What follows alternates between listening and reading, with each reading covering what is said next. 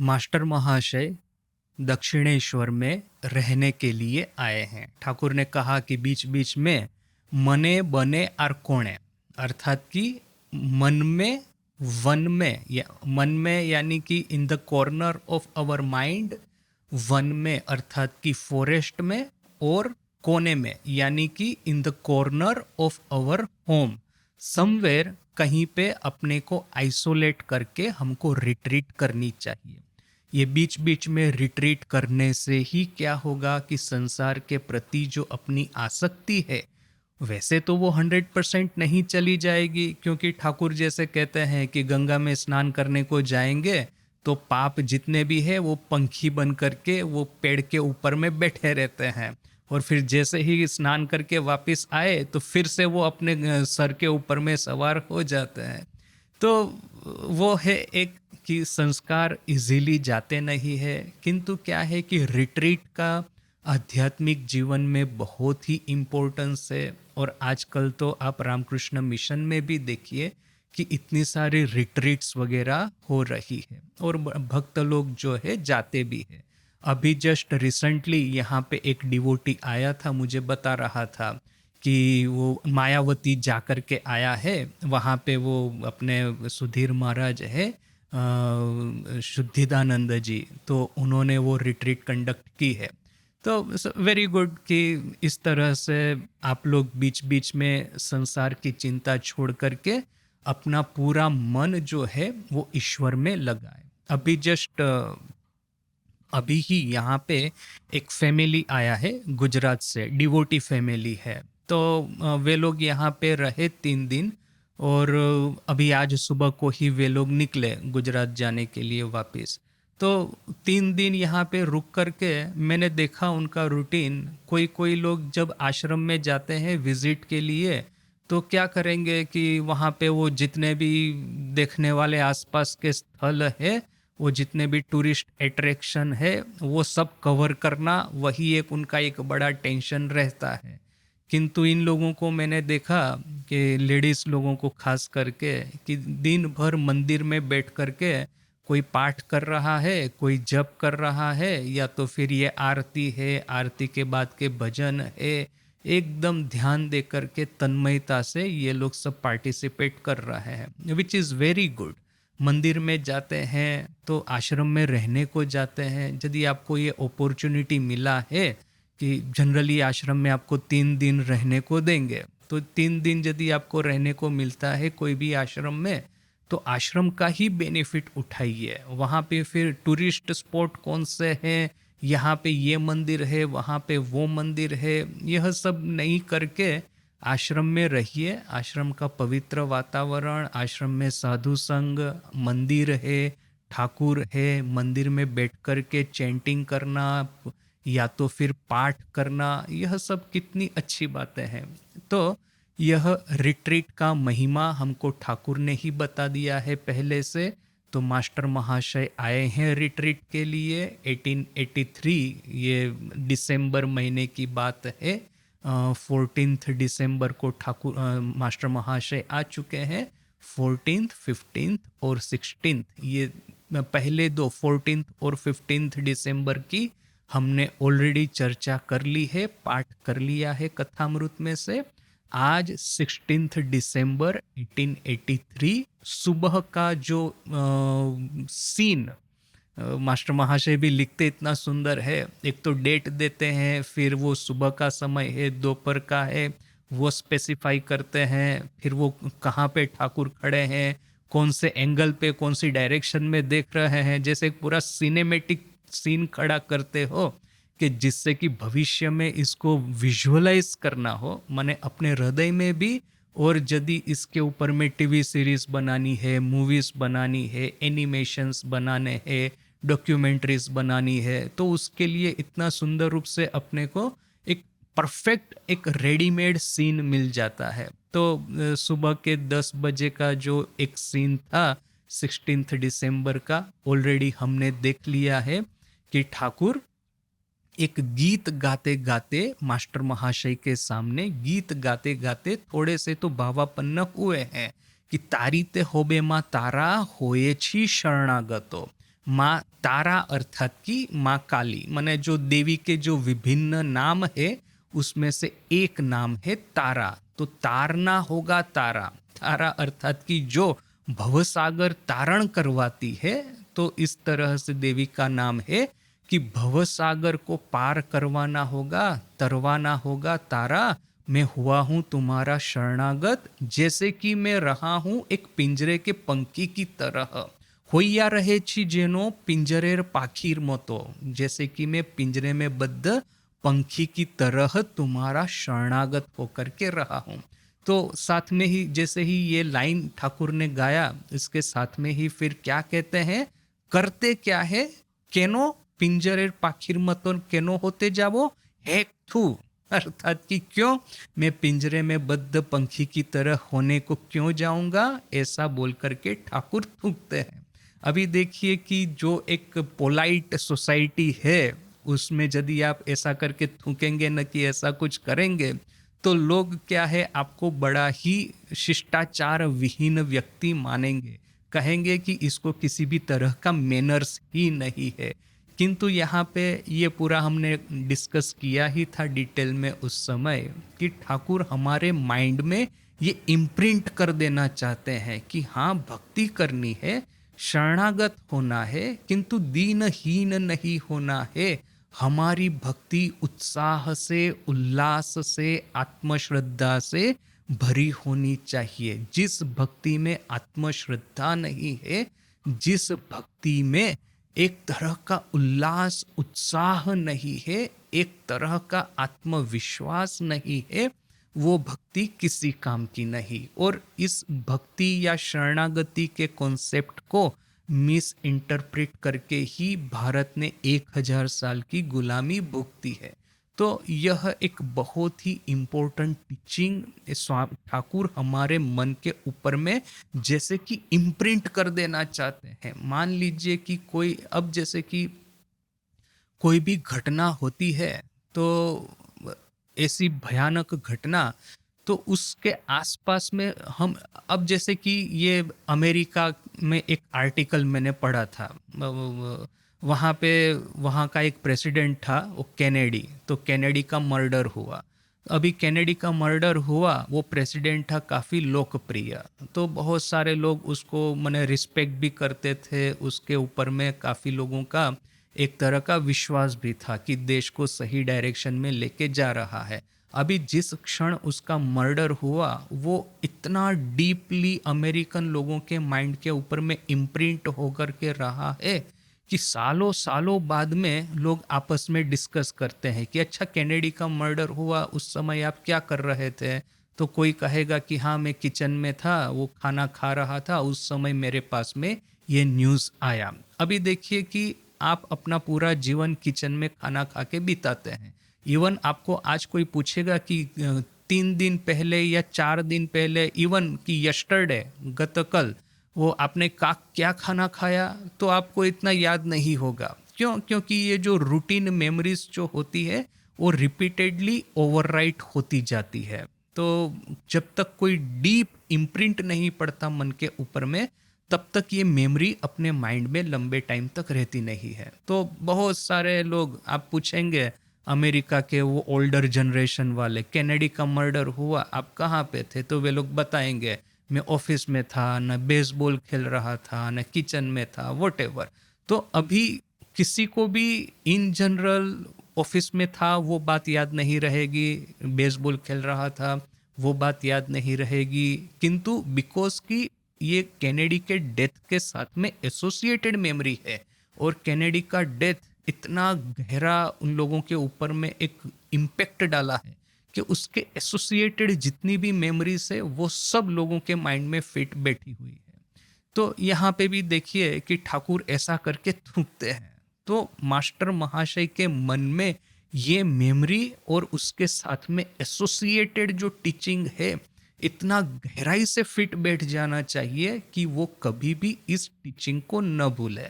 तो इसलिए ठाकुर को ये सब साइकोलॉजी अच्छे से पता है। तो बोल करके ठाकुर जब ये कहते हैं कि पिंजरेर पाखिर मत होते जाबो केनो, मैं पिंजरे के पंखी की तरह होने को क्यों जाऊंगा, हाँ थू, ऐसा करके थूकते हैं हम लोग। मैंने एक प्रश्न कर सकते हैं कि ठाकुर समाधि में भी तो जा सकते थे। यदि किसी के मन पे इम्प्रिंट डालना ही है तो मर्डर एक ऐसी भयावह घटना है या तो फिर इतनी एक रेडिकल इवेंट है कि लोगों के माइंड पे इम्प्रिंट डाल देगा। तो समाधि भी तो इस तरह की एक रेडिकल एक इवेंट है जो कि लोगों के मन पे गहरी छाप छोड़ेगा। किंतु अनफॉर्चुनेटली प्रॉब्लम यही है कि ठाकुर प्रतिदिन दिन में मल्टीपल टाइम समाधि में भाव में जाते थे। तो वो एक समाधि, ये एक समाधि, परसों एक समाधि, उसमें से कौन सी समाधि के साथ में क्या एसोसिएट था वो हो सकता है कि मास्टर महाशय भूल जाए। किंतु ये थूकना, ये एक इस तरह का एक एंटी सोशल या तो फिर ये अनकन्वेंशनल बिहेवियर है और इस तरह से ठाकुर बार बार करते नहीं है। जस्ट आप लोग कथामृत पढ़ करके देखिए कि समाधि में ठाकुर जाते हैं, भाव में चले जाते हैं, जैसे कि भगवान राम भगवान कृष्ण की तरह ही जो चतुर्भुज नारायण स्वरूप, मतलब एक्चुअल चतुर्भुज तो नहीं किंतु जैसे कि नारायण स्वरूप धारण करके लोगों के जो मन के जो संदेह है उसका समाधान करते हैं। यह सब तो ठाकुर के जीवन में प्रतिदिन लगा रहता है, उसमें नया कुछ है ही नहीं। किंतु नया क्या है, मैंने ठाकुर को ऐसा कोई टीचिंग देना है which is so radical, which is so मैंने unconventional, which is so important. तो ठाकुर को ऐसा कुछ करना होगा कि वो समाधि या भाव न कि उससे भी बड़ा एक इम्पैक्ट लोगों के माइंड में डाले। तो इसलिए ठाकुर यहाँ पे थूकते हैं। सो दिस इज वन, मतलब कि इस टीचिंग का इम्पोर्टेंस क्या है वो समझाने के लिए। और फिर यह सब तो हमने देखा सुबह की बात। इसके बाद में दोपहर को 4 बजे है और यहाँ पे एक मुखुज्जे बोल करके जनाई के एक डिवोटी आए हुए हैं और इनके साथ में ठाकुर वार्तालाप कर रहे हैं। इस वार्तालाप का एक अंश हमने पाठ किया है, थोड़ा बाकी है। तो जो ऑलरेडी पाठ कर लिया है उसमें से जैसे कि एक पॉइंट में फिर से एक बार डिस्कस कर लेता हूँ। मुखुज्जे ठाकुर को पूछते हैं कि ऐहिक और पारत्रिक में तफावत क्या है। तो ठाकुर कहते हैं कि साधना के समय नेति नेति करके त्याग करना होगा और फिर जब ईश्वर प्राप्ति होते हैं तब समझ में आता है कि ईश्वर या तो आत्मन या तो ब्रह्मन, जो कोई भी फिलोसॉफी हम फॉलो कर रहे हैं वही सब कुछ हुए हैं। और ऐसा कह के ठाकुर एक उदाहरण देते हैं कि जब भगवान राम को वैराग्य हुआ तब गुरु वशिष्ठ को बुलाया गया और वशिष्ठ देव ने आकर के भगवान राम को पटाने के लिए, उनको जो वैराग्य है उसको ठंडा करने के लिए उनके ये कहा। वैराग्य ठंडा करने के लिए ऐसा भी नहीं, किंतु अब वो घर त्याग करके न चले जाए इसके लिए वशिष्ठ देव उनको ये वेदांत का सिद्धांत समझा करके कह रहे हैं कि चिंतन करके देखो कि इस जगत में ईश्वर के अलावा है ही क्या। यदि आप यह चाहते हैं कि मुझे ब्रह्म साक्षात्कार करना है और इसके लिए मैं घर छोड़ करके जा रहा हूँ, तो आप ये तो पूछिए अपने को कि क्या ये घर ब्रह्म छोड़ करके, जिस कुर्सी पे आप बैठे हैं, जिस सिंहासन के ऊपर में आप बैठे हैं, जो राज मुकुट आपने धारण किया है, राजा होने की वजह से जो ये सोना जवाहरात ये आभूषण आपने धारण किए हैं, ये जो बड़ा सा महल है, ये जो आपके ये चौकीदार, आपके ये सेनापति, आपके ये दरबारी, आपकी रानी, यह सब क्या वे लोग ब्रह्म छोड़ करके है क्या? वह सब कुछ तो ब्रह्म है। तो ऐसा क्या है जो कि राजमहल में नहीं है और उसको प्राप्त करने के लिए आप वन में जाना चाहते हैं? तो जब वशिष्ठ देव ने इस तरह से वेदांत की युक्ति लगाई तो भगवान राम शांत हो गए, चुप हो गए, इसका कोई उत्तर न दे पाए और फिर वहीं पे रह गए। अभी देखिए, जहां तक यह प्रसंग जाता है वहां तक तो ठाकुर ने सिर्फ इतना ही कहा है, किंतु अन्य एक प्रसंग में ठाकुर मास्टर महाशय को त्याग की महिमा सिखा रहे हैं। उस समय मास्टर महाशय एग्जैक्टली यही काउंटर आर्ग्यूमेंट ठाकुर के सामने कहते हैं। ठाकुर जब ये कहते हैं कि कामिनी कांचन त्याग न करने से कुछ भी होगा नहीं, इसका अर्थ मास्टर महाशय अन्य एक प्रसंग में ऐसा करते हैं कि ठाकुर उनको घर त्याग करने को कह रहे हैं। तो मास्टर महाशय को थोड़ा सा डर लग गया। अब मास्टर ठाकुर क्या है कि देखिए, सबके सामने ये चारा फेंक देते थे, अब जो चारा खाएगा वो खाएगा, न खाएगा न खाएगा। तो ये जो त्यागी संतान थे ठाकुर के, उन लोगों ने ये जो ठाकुर ने जो माया जाल बिछाई थी उसमें फंस गए। मास्टर महाशय फंसना नहीं चाहते हैं। तो फिर मास्टर महाशय सामने काउंटर आर्ग्यूमेंट करके कहते हैं कि आप ही ने तो वशिष्ठ देव का उदाहरण दिया था, आप ही ने तो कहा था कि यदि आप वन में जाना चाहते हैं तो सोच के देख लीजिए, ये महल, ये सिंहासन, ये आभूषण, ये वस्त्र, ये दरबारी, ये जनता, ये रानी, ये राजकुमार, ये वगैरह, उस समय तो खैर भगवान राम के राजकुमार नहीं थे, तो बाद में हुए, किंतु जो भी है, यदि आप यह सब कुछ ब्रह्म को छोड़ के यदि है तभी आप वन में जाइए। यदि आप कहते हैं कि सर्वभूत में ब्रह्मन है तो फिर छोड़ के जाने की क्या जरूरत है, बोल करके जब मास्टर महाशय ठाकुर के सामने ये काउंटर आर्ग्यूमेंट करते हैं तो ठाकुर, अब देखिए, ये जो काउंटर आर्ग्यूमेंट जो है वो ठाकुर के जो टीचिंग है, ठाकुर का जो कहने का आशय था, उसको न समझ करके मास्टर महाशय ये काउंटर आर्ग्यूमेंट कर रहे हैं। यहाँ पे ठाकुर ने स्पष्ट रूप से कहा है कि साधना के समय में नेति नेति करके त्याग करना होगा। उसके बाद में जब निर्विकल्प समाधि होगी उसी समय आपको पता चलेगा। और निर्विकल्प समाधि में से जब आप वापस आएंगे, निर्विकल्प समाधि में क्या होगा कि मेरा जो छोटा अहम है, स्मॉल आई है, वो संपूर्ण रूप से विगलित हो जाएगा, विघटित हो जाएगा। मैं जो यूनिवर्सल कॉस्मिक कॉन्शियसनेस है उसमें मर्ज हो जाऊंगा, सतचित आनंदमय हो जाऊंगा, सतचित आनंद ही हो जाऊंगा। उसके बाद में ये मेरा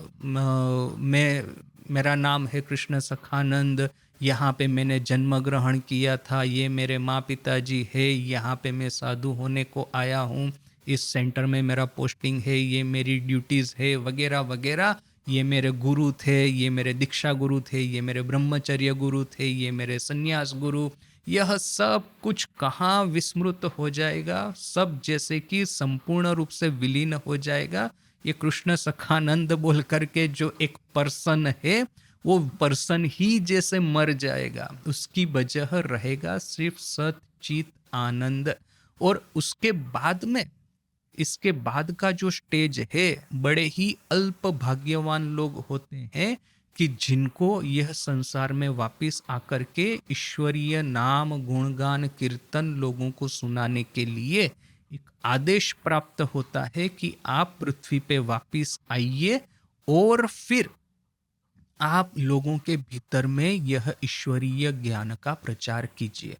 तो जब ये लोग वापिस आते हैं निर्विकल्प समाधि में से, तब आप देखेंगे कि फिर से तो एक अहम चाहिए, बिना अहम के तो देह धारण होगा नहीं। अभी अहम तो विलीन हो गया है, तो फिर दूसरा अहम, वही अहम को क्या फिर से आप वापिस ले पाएंगे? ठाकुर ने जैसे कहा कि ये जो नमक की गुड़िया जो है, तो उसको आप यदि समुंदर में डालेंगे तो नमक तो पूरा पिघल करके समुंदर के साथ में एकीकृत हो जाएगा। अभी आप कहेंगे कि मुझे वही गुड़िया वापस दो, आप समुंदर के साथ में जाकर के झगड़ा करेंगे, समुंदर कहाँ से आपको वही जो नमक के प्रत्येक कण जो है विघटित होकर के यह समुंदर में मिले हैं, कहाँ वो प्रत्येक कण को आइडेंटिफाई करके, आईडी करके आज के लैंग्वेज में, प्रत्येक कण को आइडेंटिफाई करके वह उस गुड़िया का भीतर का ये कण है बोल करके उसको कलेक्ट करके करके करके फिर से आपको वो वही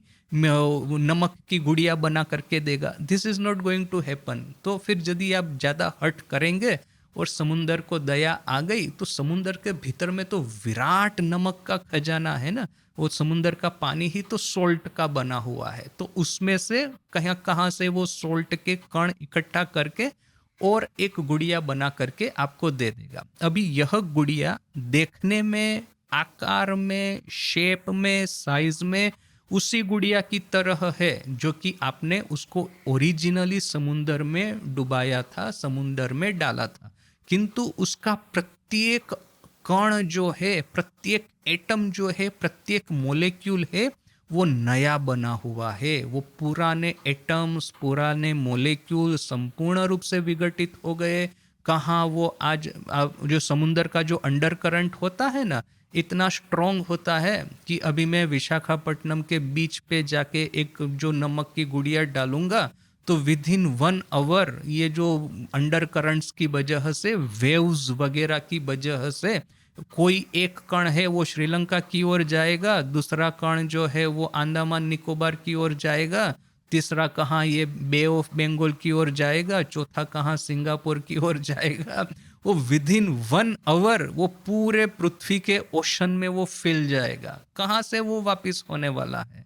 तो फिर दूसरे ही कण, दूसरे ही एटम मोलेक्यूल्स को इकट्ठा करके नमक की नई गुड़िया बनाई और वही गुड़िया हमको वापस दी, समुंदर को यदि दया आ गई तो। किंतु देखिए कि ये गुड़िया जो है देखने में, वो साइज में, शेप में, कलर में वही पुरानी गुड़िया जैसी ही है, किंतु प्रत्येक कण जो है उसका वो नया बना हुआ है। तो वैसे ही नेति नेति करने के समय जो हमारा असंस्कृत अहम था, निर्विकल्प समाधि में वह सतचित आनंदमय हो गया। जैसे कि परशमणि पत्थर जो है वो लोहे को स्पर्श होता है तो कैसा लोहा सोने का बन जाता है, तो वैसे ही हमारा अहम जो है वो विघटित हो गया। और जब वापिस आएगा तब वो एक दूसरा ही सोने का अहम लेकर के हम वापिस आएंगे, जिसका कि सुसंस्कृत अहम को पहले वाले असंस्कृत अहम के साथ में कोई लेना देना नहीं। अभी जब इति इति करके वापिस आएंगे तब हम देखेंगे कि हाँ, यह पूरा जगत संसार वही ब्रह्मन का बना है जो कि मैं हूँ। अभी देखिए कि भगवान राम के लिए यह उदाहरण काम किया। भगवान राम ऑलरेडी निर्विकल्प समाधि न की आध्यात्मिक जीवन की जो सर्वोच्च उपलब्धियां हैं वो प्राप्त करके बैठे हैं। और वो यदि सिर्फ कि स्क्रिप्चर्स कहते हैं, शास्त्र कहते हैं कि जीवन का सर्वोच्च लक्ष्य ईश्वर प्राप्ति है और ईश्वर प्राप्ति का उपाय त्याग है, तो शायद शास्त्र वचन को सार्थक करने के लिए भगवान राम यदि वन में जाना चाहते हैं तो उनको वह सब करने की जरूरत नहीं है, क्योंकि ऑलरेडी वो ब्रह्म साक्षात्कार करके बैठे हुए हैं। किंतु यहाँ पे देखिए, मास्टर महाशय जब यह काउंटर आर्ग्यूमेंट ठाकुर के सामने करते हैं कि ठाकुर जब कहते हैं कि यह जब तक कामिनी कांचन त्याग नहीं होगा ईश्वर प्राप्ति नहीं होगी, और उस समय मास्टर महाशय चालाकी करके ठाकुर का वही उदाहरण ठाकुर को सुनाते हैं कि आप ही ने तो कहा था कि भगवान राम को वशिष्ठ देव ने मना किया है वन में जाने के लिए। तो देखिए, ठाकुर हो सकता है, माने that is one option before Thakur, कि वो मास्टर महाशय को समझाए कि वो जो भगवान राम का उदाहरण था वो इति इति करके जगत में वापिस आए उसके लिए था। और तुम्हारा जो परिस्थिति है कि अभी तो तुमको नेति नेति करके ईश्वर प्राप्ति करनी है, जब तक ईश्वर प्राप्ति नहीं होती है, जब तक तुम्हारा मन के भीतर में से सब तरह की कामना वासनाएं अदृश्य नहीं हो जाती है, तब तक का ये बोलते रहोगे कि अहम ब्रह्मास्मि या तो फिर सर्वमिदं खल्वं ब्रह्म, ना कि प्रज्ञानम ब्रह्म। क्या फर्क पड़ता है ये सब चीज़ों का? वो सब तो बातों की बातें हैं। वो तोता जैसे कि रट लेता है कुछ कुछ बातें, तो वैसे ही तुमने रट ली है, तो ऐसा तो थोड़ी ना चलेगा मुंह से बोलने से यह सब हो जाएगा। माँ का एक तोता था गंगाराम बोल करके, और उसको भूख लगती थी ना तो वो बोलता था माँ माँ करके। तो माँ जब वो तोते की आवाज़ सुनेगी वो बोलेगी हाँ बेटा गंगाराम तुमको भूख लगी, अच्छा मैं आकर के तुमको कुछ खिलाती हूँ। तो ऐसा वो तोते की वो बानी की तरह मैं यदि यह बोलता रहूँगा कि हम ब्रह्मास्मि, तो थोड़ी ना खुश होने वाला है। मन तो काम कांजन में फंसा हुआ है। तो ठाकुर देखिए कि लॉजिकली इस तरह का उत्तर दे सकते थे, किंतु ठाकुर का ना सब कुछ क्रिएटिव है, सब कुछ अद्भुत है, सब कुछ जैसे कि आउट ऑफ बॉक्स थिंकिंग है। तो ठाकुर उत्तर क्या देते हैं पता है? देखिए वो पैसेज है, वो क्या लिखा है, मास्टर महाशय खुद लिखते हैं। जब मास्टर महाशय ने ऐसा कहा कि जब वशिष्ठ ने मना किया ठाकुर राम को वन वन में जाने के लिए, घर त्याग करने के लिए, ठाकुर उत्तर देते हैं, श्री रामकृष्ण ईशत हाशिया, श्री रामकृष्ण थोड़ा सा हास्य करके। देखिए वो मूवी में देखते हैं ना, वो जो किसी को ये पंच लाइन डिलीवर करनी होती है ना, डायलॉग एकदम शार्प डायलॉग डिलीवर करना होता है, तो थोड़ा सा हंस के उत्तर देते हैं। तो वैसे ही यहाँ पे ठाकुर भी ऐसे पंच लाइन डिलीवर कर रहे हैं, थोड़ा सा हंस के, ईशत हास्य करिया, उन्हें थोड़ा सा अल्प मात्रा में हास्य करके, वैसे वो मूवी में जैसा होता है पंच लाइन डिलीवर कर रहे हैं। शे रावण बोधेर जुन्नो, वो रावण वध के लिए, ताई राम संसारे रोइलेन विवाह कर लेन, इसीलिए राम संसार में रहे और विवाह किया। देखिए यहाँ पे मामला पूरा ठाकुर ने उल्टा दिया है। किस तरह से कहते हैं कि वशिष्ठ ने भगवान राम को कहा कि तुम संसार में ही रहो, क्योंकि तुमने निर्विकल्प समाधि कहो न कि आध्यात्मिक जीवन के जो सर्वोच्च अवस्था कहो, वह सब तुमने प्राप्त कर ही लिया है, तुमको अभी अलग से वन में जाने की जरूरत नहीं। अभी देखिए कि यह वशिष्ठ देव तो सही में ही बोलते होंगे, उन लोगों के लेवल के जो लोग होते हैं वो लोगों को भ्रमित करने के लिए ऐसा झूठ मूठ का उपदेश नहीं देते। वशिष्ठ देव ने जब भगवान राम को ये कहा कि तुमको वन में जाने की जरूरत नहीं, तो ये संपूर्ण रूप से सत्य होना ही चाहिए। वो कभी भी भगवान राम को नहीं भ्रमित नहीं करेंगे और ऋषि होकर के कभी मिथ्या वचन नहीं करेंगे। In spite of that Thakur उत्तर क्या देते हैं कि वो रावण वध के लिए, और इसीलिए राम संसार में रहे और इसीलिए राम ने विवाह किया। देखिए ये जो ठाकुर का जो सत्य वचन पालन करने का जो एक प्रचंड एक उनका था, निष्ठा थी, उनका एक प्रण था कि सत्य वचन के अलावा और कुछ भी नहीं बोलेंगे, तो यह कोई ठाकुर के साथ में यह चालू नहीं हुआ है। ये जो अपनी पुरानी ऋषि मुनियों की परंपरा जो चली आ रही है, ये परंपरा में सत्य वचन पालन इतना ही इम्पोर्टेंट था जितना कि ब्रह्मचर्य पालन था, या तो फिर यह एक सांसारिक सुख भोगों के प्रति जो उनका जो एक तरह का त्याग था। तो यह तो सनातन हिंदू परंपरा ऋषि मुनियों की चली आ रही है। ठाकुर यदि किसी को इस तरह से भ्रमित न करें तो हमको ऐसा नहीं लगता, मुझे ऐसा नहीं लगता एटलीस्ट पर्सनली, कि वशिष्ठ मुनि जो है वो भगवान राम को भ्रमित करें। यानी कि उन्होंने राम को जो कहा है, भगवान राम को जो कहा है, वो 100% लिटरल सत्य तो है ही है, किंतु देखिए साथ साथ में ही ये जो लेयर्स ऑफ मीनिंग जो होते हैं हमारे जीवन में भी, आध्यात्मिक जीवन में भी, प्रैक्टिकल लाइफ में भी, किस तरह से लेयर्स ऑफ मीनिंग होते हैं। तो यहाँ पे भी कि जब ये कहा कि तुम वन में मत जाओ, घर में ही रहो, तो इसका अर्थ ये भी है, एक दूसरा एक हिडन एक अर्थ या तो आशय यह भी है कि भगवान का जन्म ही तो हुआ है रावण वध के लिए। यदि माँ सीता के साथ में विवाह नहीं करेंगे, माँ सीता का अपहरण नहीं होगा रावण के द्वारा, और भगवान राम रावण के साथ में युद्ध नहीं करेंगे, तो रावण का वध कैसे होगा? भगवान राम यदि वन में चले गए, वो थोड़ी ना वो फिर कोई राक्षस का वध करने को जाने वाले हैं। तो इसलिए रावण का वध भी करना है और भगवान राम को जो आध्यात्मिक जीवन का सर्वोच्च सत्य है वो भी बताना है। तो सी लेयर्स ऑफ मीनिंग। और जो ठाकुर ये जो पंच लाइन डिलीवर करते हैं, ईशत हाशिया, हल्का सा हंस करके। So this is all beauty of Indian scriptures.